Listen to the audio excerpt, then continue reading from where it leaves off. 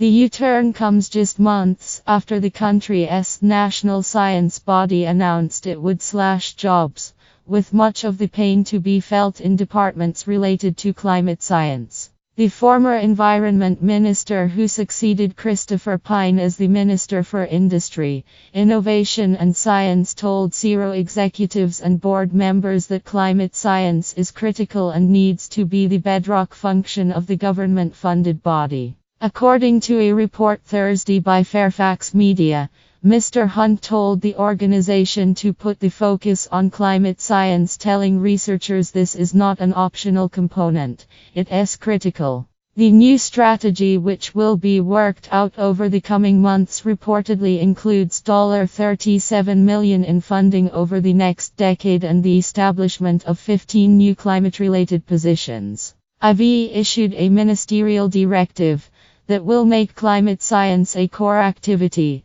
that we will strengthen and build capacity, Mr. Hunt said. When Malcolm Turnbull returned to the leadership of the Liberal Party, he assumed a government from Tony Abbott that many viewed as hostile to the sciences and beholden to a right-wing bias towards climate change denial. Despite Turnbull once calling climate change the ultimate long-term problem, his return to the leadership, until now, failed to redress the government's image on the issue.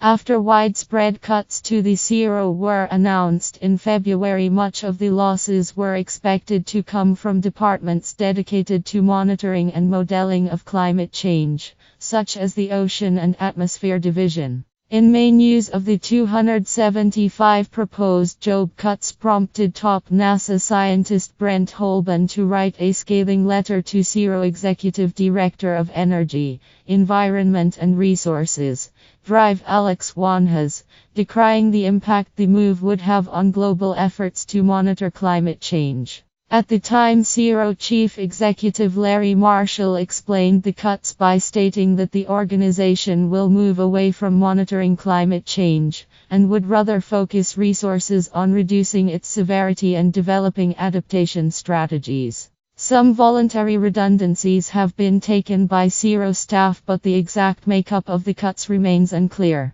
In the grand scheme of things, the announcement by Mr. Hunt is modest, but for many it is a step in the right direction. The strategy to be implemented in the wake of Mr. Hunt's ministerial directive will be worked out in consultation with stakeholders and one of the country's top scientists, Drive Alan Finkel, Fairfax reported.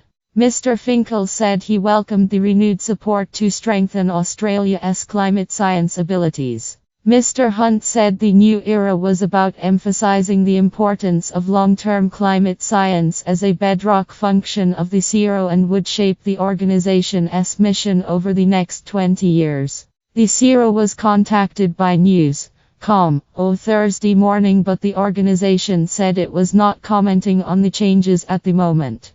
Given Mr. Turnbull's track record on climate change, many commentators wondered what his return to the leadership would mean for the area of scientific inquiry. In 2010, the then Liberal Party leader crossed the floor of federal parliament to vote in support of Labour's emissions trading scheme. If this trend continues, truly catastrophic consequences are likely to ensue, from rising sea levels, to reduced water availability, to more heat waves and fires, he said in a speech at the time. It was a move that Peter Credlin would later suggest led to his demise as party leader, but now he has the leadership back. Voters have got their first glimpse of the man who crossed the floor to give the 2010 speech. Larry Marshall, the new CEO of CSIRO, speaks to Kohler, Gottlieb and Bartholomew about the challenges the science body faces in implementing budget cuts.